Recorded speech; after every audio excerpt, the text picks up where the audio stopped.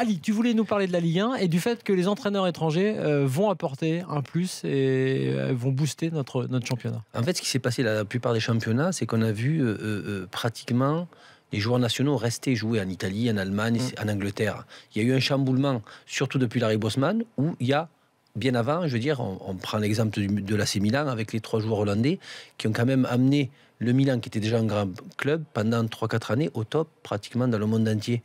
Et puis là, on ressent par contre quelque chose d'autre qui arrive, c'est que c'est les entraîneurs étrangers qui s'exportent énormément et qui changent beaucoup de mentalité. Le plus flagrant, c'est quand même en Angleterre, où il n'y a pratiquement pas du tout, je veux dire, d'entraîneurs anglo-saxons dans le top 6, le top 7.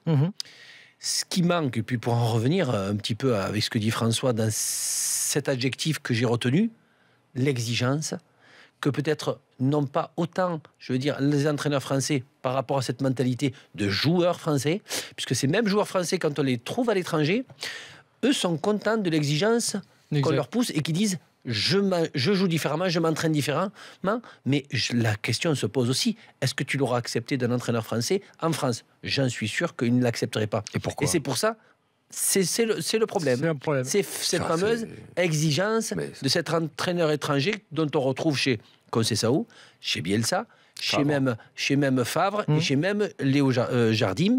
Et est-ce que on a besoin d'attendre peut-être que ces 6 ou 7, 8 entraîneurs arrivent dans cette Ligue 1 pour élever ce niveau d'exigence, parce qu'il y a des joueurs de talent, mais on va parler d'exigence, pour en revenir peut-être à gagner, je veux dire, des trophées, ces fameux trophées qu'on est à la recherche depuis longtemps, qui fait la différence psychologique d'exigence, de vouloir, et peut-être entraîner, on le dit, entraîner les dirigeants, le club lui-même, d'être exigeant de partout. On prend l'exemple de Conceição, je veux dire à Nantes, et voir de Bielsa comme il était à l'Olympique de Marseille.